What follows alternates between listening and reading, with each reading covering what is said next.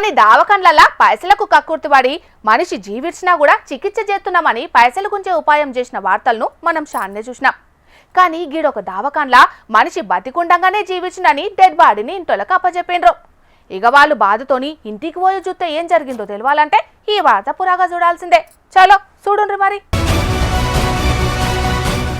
వివాదాలకు నిర్లక్ష్యాలకు నిలువెత్తు నిదర్శనమైన సర్కార్ దవాఖానా ఏది అంటే మొదుగాల యాదికొచ్చేది వరంగల్ ఎంజీఎం దవాఖానానే. ఇప్పటి వరకు సౌలతులు చక్కగా లేవని, చికిత్స మంచిగా చేయలేదన్న వార్తలు చెప్పుకునేది. కానీ ఇప్పుడు ఇంకో తీరు నిర్లక్ష్యంతో వార్తలకు వచ్చింది ఎంజీఎం దవాఖానా. మొన్నట్లా వాళ్ళు ఖమ్మం పోయే రైల్వే ట్రాక్ పక్కన వాడున్న ముచ్చట తెలవంగానే పోలీసులు ఎంజీఎం లో ఏర్పిచ్చిరట.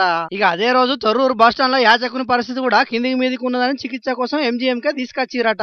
ఇక చికిత్స జరుగుతుండగానే రైల్వే ట్రాక్ పక్కకించి వచ్చిన మనిషి జీ విడిచిండట.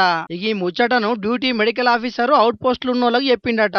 ఇక వాళ్ళు పోలీసులకు చెప్తే వాళ్ళు తొర్రూరు బస్ స్టాండ్ దగ్గరికి వచ్చిన మనిషే జీ విడిచిండు అనుకుని వాళ్ళ ఇంటి శవాన్ని అప్పచెప్పిండ్రు. ఇక వాళ్ళు తీసుకుపోయి కాష్టం చేద్దామని చూసిండ్రు. కాకుంటే దింపుడు కళ్యాణ్ కాడ బిడ్డ చూసి ఇది మా నాయన కాదు, ఇది ఎవలో అనేటాలకు చుట్టాలంతా తేరిపారి మంచిగా చూసి ఇది మనోడు కాదు కదా అని చెప్పి తీసుకొచ్చి మళ్ళా ఎంజీఎం మార్చురీలనే ఇడిచిపెట్టిర్రు. ఇక అసలు ముచ్చట ఏంటంటే తొర్రూరుకించి దవాఖానకు వచ్చిన పేషెంట్ మంచిగా కోలుకుంటున్నాడట.